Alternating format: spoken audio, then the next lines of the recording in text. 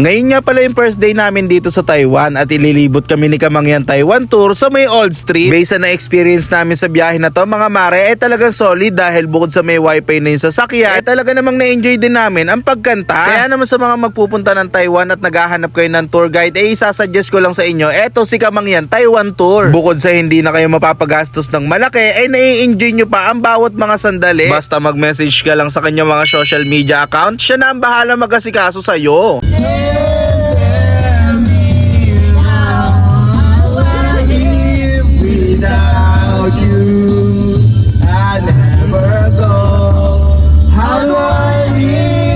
So guys, ito na. Dito na kami sa Old Street. Ito guys, oh. Old Street. Ayan guys.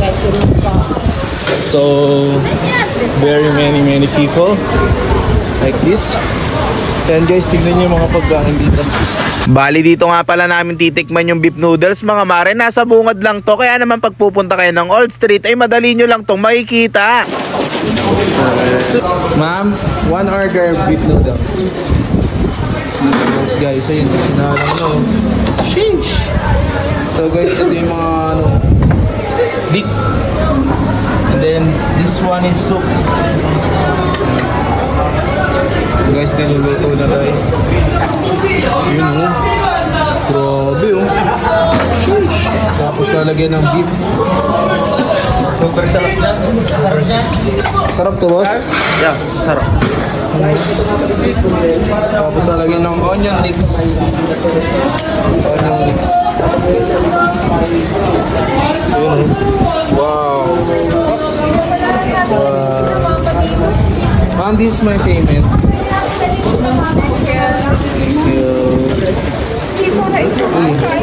May sukli akong 20. 10 piso isa to eh. Ayun, 20. Tara, kain tayo. So mga mare, para kami nasa Baguio dito. Ayan, tignan nyo naman. Pero dito, puro orange yung ilaw. Puro orange guys.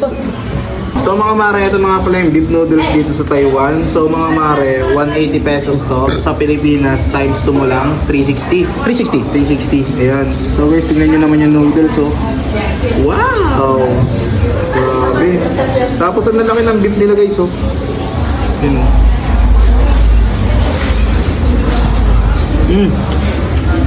Lambot.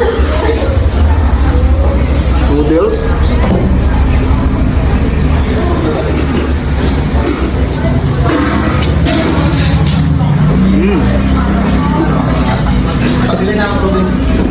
Pero kaya naman. Ito sila. Tol, try mo yung sili ng demonyo. Nakita kita. Yan ako, try mo yun.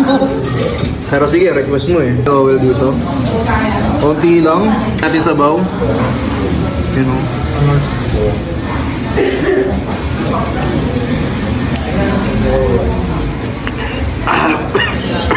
Manghanga tol. Manghang yung chili nila. Wala ka na, wala ka na.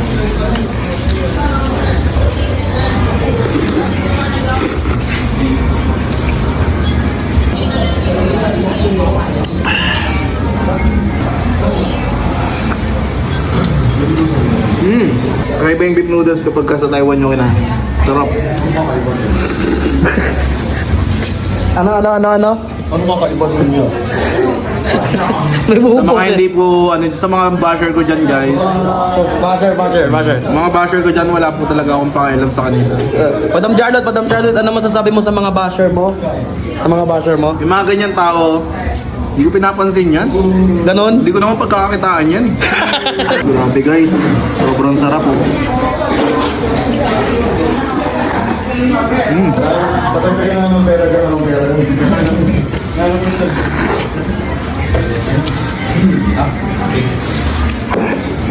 Ang sarap dali ng pagiging Pilipino dito sa Taiwan. Grabe, panalo.